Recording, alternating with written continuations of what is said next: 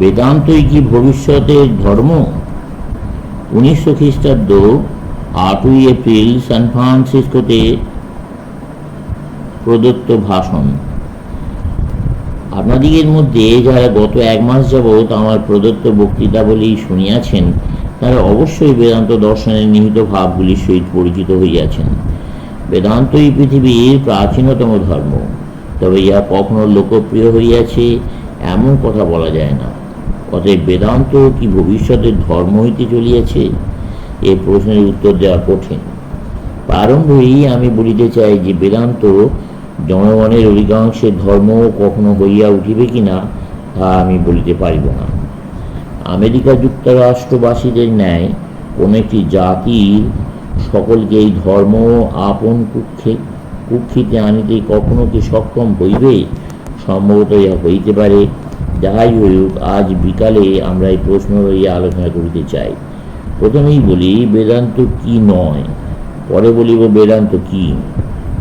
নৈর্ব্যক্তিক ভাবের উপর জোর দিলেও বেদান্ত কোনো কিছুর বিরোধী নয়, যদিও বেদান্ত কারোর সহিত কোনো আপোষ করে না বা নিজস্ব মৌলিক সত্য ত্যাগ করে না। প্রত্যেক ধর্মেই কতগুলি জিনিস একান্ত প্রয়োজনীয়।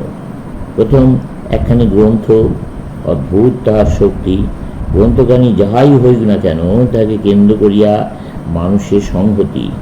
গ্রন্থ নাই এমন কোনো ধর্ম আজ টিকিয়া নাই। যুক্তিবাদের বড় বড় কথা সত্ত্বেও মানুষ গ্রন্থ আঁকড়াইয়া রইয়াছি। আপনাদের দেশে গ্রন্থহীন ধর্ম স্থাপনের প্রতিটি চেষ্টায় অকৃতকার্য হইয়াছে। ভারতবর্ষে সম্প্রদায় সকল প্রবল সাফল্যের সহিত গড়িয়া ওঠে, কিন্তু কয়েক বছরের মধ্যে সেগুলি লোপ পায়, কারণ তাদের কোনো গ্রন্থ নাই। অন্যান্য দেশেও এইরূপই হয়। ইউনিটেরিয়ান ধর্ম আন্দোলনের উত্থান ও পতন আলোচনা করুন। এই ধর্ম আপনাদের জাতির শ্রেষ্ঠ চিন্তাগুলি উপস্থাপিত করিয়াছি। মেথডিস্ট, ব্যাপটিস্ট এবং অন্যান্য খ্রিস্টীয় ধর্ম সম্প্রদায়ের মতো এই সম্প্রদায় কেন এত প্রচারিত হয় নাই? কারণ উহার কোনো গ্রন্থ ছিল না। অপরপক্ষে ইহুদিদিগের কথা ভাবুন। মুষ্টিমেয় লোক সংখ্যা এক দেশ হইতে অন্য দেশে বিতাড়িত হইয়াছে, তথাপি নিজেদের গতিতরক করিয়া রাখিয়াছে, কারণ তাহাদের গ্রন্থ আছে। পার্সিদিগের কথা ভাবুন। পৃথিবীতে সংখ্যায় মাত্র 1 লক্ষ।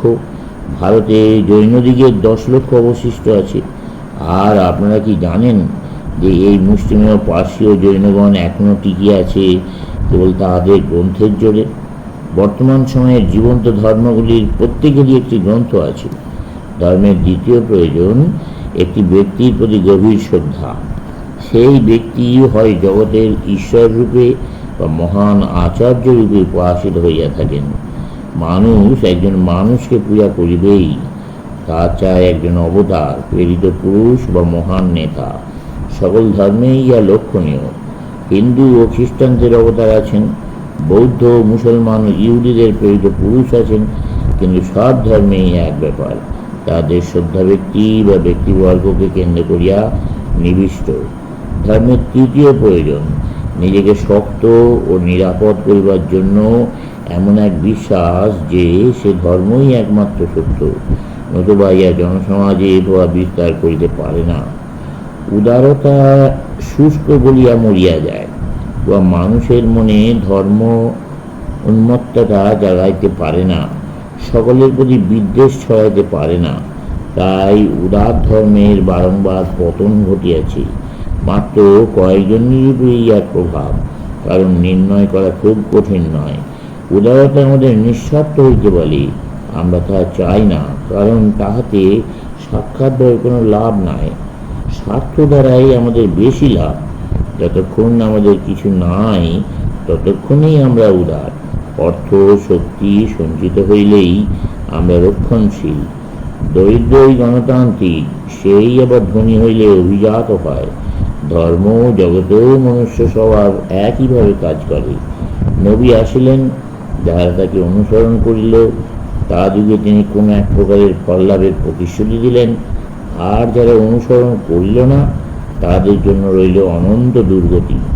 এইভাবে তিনি তার ভাব প্রচার করেন।